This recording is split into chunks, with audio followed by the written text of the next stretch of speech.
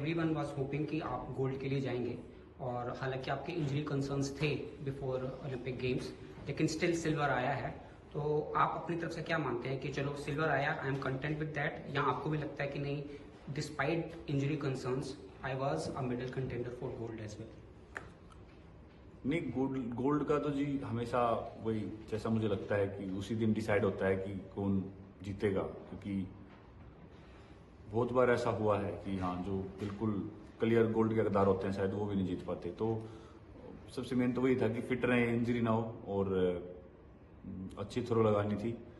तो जो परफॉर्मेंस है काफ़ी अच्छी रही है और जो रिजल्ट रहा है वो भी काफ़ी सही है। मेडल जीतता है दूसरी बार ओलंपिक्स में अपनी कंट्री के लिए, तो वो मेरे लिए काफ़ी अच्छी बात है। आपने कल बात करी थी कि शायद आपको वो बड़ा डिसीजन लेना पड़ेगा सर्जरी का। वो क्या आप ये वाला ओलंपिक सीजन या 24 सीजन है, ये कंप्लीट करने के बाद आप जाएंगे, या हो सकता है कि इवन क्योंकि आपको डायमंड लीग भी खेलना है बाद में फाइनल में, या उससे पहले ही आप हो सकता है ये डिसीजन लेंगे सर्जरी? नहीं, ये एक बार सीजन अच्छे से ऑफ कर लें और जो कंपटीशन बच्चे हैं कोशिश करेंगे कि अगर सब कुछ सही रहे तो वो भी खेल लें। पर अभी एक बार कोच या टीम के साथ बैठ के, फिजियो हैं ईशान भाई, उनके साथ बैठ के बात करेंगे, या डॉक्टर से कंसर्न करना है वो भी कर लेंगे। लेकिन अभी इसके बारे में कुछ वो नहीं है, क्योंकि हमेशा कुछ ना कुछ इसमें प्रॉब्लम तो रहती है। लेकिन अभी कोशिश वही है कि जो एक दो कंपटीशन बचे हुए हैं उनको खेल लें, और बाकी देखते हैं। मतलब अभी तक कुछ भी डिसाइड नहीं हुआ है। नीरज, आप 2 टाइम ओलंपिक मेडलिस्ट हैं, और इंडिया में केवल आप 3rd ही ऐसे एथलीट्स हैं जिन्होंने बैक टू बैक मेडल जीते हैं। सुशील कुमार, पीवी सिंधु, और उसके बाद आप। हालांकि मनु ने एक ही एडिशन में 2 मैच जीते हैं। You know what it takes to become a champion. Can you share with us कि एक चैंपियन बनने के लिए क्या करना होता है? नीरज चोपड़ा कैसे बना जाता है? सबसे पहले तो जी वही है कि एक तो ऑलरेडी काफ़ी टाइम हो गया है स्पोर्ट्स। मैंने 2011 में स्टार्ट किया था अपनी जर्नी की ट्रेनिंग, और ऑलमोस्ट 14 साल के करीब हो गए हैं। तो वही है, इन सालों में मैंने बहुत टाइम दिया है जर्नी की ट्रेनिंग को, और बहुत ही बाकी सब कुछ चीज़ें छोड़ के प्रायोरिटी पर रखा है हमेशा ट्रेनिंग को, और बहुत ही मन से की है, दिल से की है। और जितने सालों तक ट्रेनिंग करते रहे, आगे बढ़ते रहे, और कभी नेशनल लेवल पे पहुंच गए, उसके बाद फिर इंटरनेशनल लेवल पे आए, तो और बिलीव खुद पे बढ़ता चला गया, और ज़्यादा ट्रेनिंग करने का मन किया कि हाँ अभी और अच्छा करना है।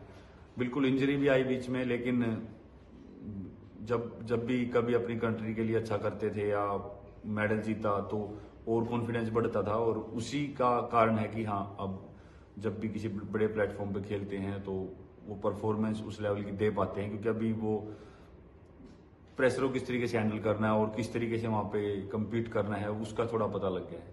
क्या चीज़ ऐसी है जो आप कह रहे हैं कि आपको छोड़नी पड़ी है? अगर आप इस तरह की हार्ड ट्रेनिंग में नहीं होते, आपके पास एक चॉइस होती है कुछ चीज़ें करने की, तो वो क्या होती है?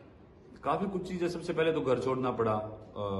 सबसे बड़ी बात तो वही है कि 2011 से ही मैं बाहर रह रहा हूँ और बहुत ही कम घर पे जा पाता हूँ।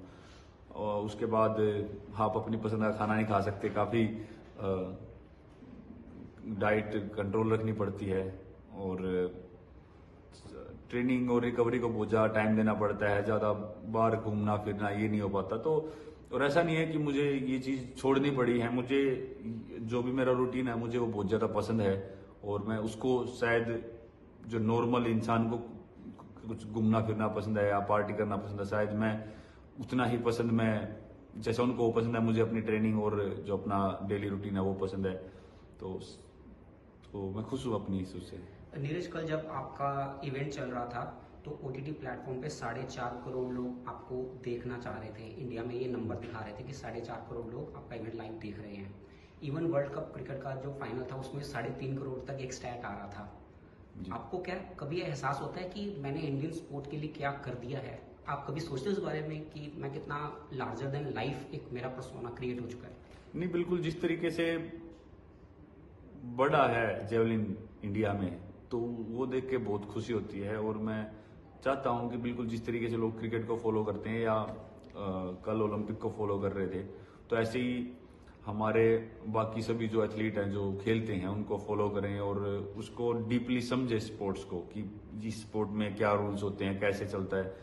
तो वो नॉलेज जब आएगी तब हमको अच्छे से पता लगेगा कि हाँ क्या रिक्वायरमेंट होती है स्पोर्ट्स में, कैसी ट्रेनिंग होती है और एथलीट की कितनी मेहनत लगती है। और हर इंसान को मैं ये बोलूँगा कि जो स्पोर्ट्स को देखते हैं या देखना पसंद करते हैं वो स्पोर्ट्स को अपनी पर्सनल लाइफ में भी जोड़ें। चाहे वो कोई भी काम करते हैं, लेकिन दिन में वो एटलीस्ट 1 घंटा या 1.5 घंटा स्पोर्ट्स खेलें, कुछ ना कुछ उसमें जरूर दें और अपने बच्चों को भी करवाएं। क्योंकि अगर हमको इंडिया को एक स्पोर्टिंग नेशन बनाना है तो ये चेंजेस है जो हमको करने पड़ेंगे। बहुत ही पॉजिटिव इम्पैक्ट आया, क्योंकि जब हम खुद खेलेंगे हमको पता लगेगा कि कितनी मेहनत लगती है और क्या लगता है यहाँ तक पहुंचने में। और अगर उस दिन हम परफॉर्मेंस नहीं दे पाते हैं तो हमको कैसा फील होता है या खिलाड़ियों को कैसा फील होता है और हमको कैसा बर्ताव करना चाहिए। तो ये चीजें, अगर ये चेंजेस आएंगे तो बहुत अच्छा रहेगा हमारी कंट्री में। नीरज, मैं ये पूछना चाह रहा था कि ये जो इतना इम्पैक्ट हुआ कि आपको 4.5 करोड़ लोग रात को 12:30 बजे उठ करके देखना चाह रहे हैं, आपको ये एहसास होता है कि मैंने इंडियन स्पोर्ट के लिए क्या कर दिया है कि इतना एक रिवोल्यूशन आया है? नहीं, वो तो मैंने आपको बताया कि हाँ, जेवलिन की अगर हम बात करें तो जेवलिन का इतना वो नहीं था, लेकिन हाँ खासकर टोक्यो के बाद से ये काफी चीज बढ़ी है और लोग देख रहे हैं। मुझे लगता है कि हॉकी मैच भी काफी लोगों ने देखा और जेवलिन को भी काफी लोग देख रहे थे। और ये चेंज खासकर टोक्यो ओलंपिक्स के बाद आए हैं जेवलिन में कि हाँ इतना अवेयर हुए हैं लोग।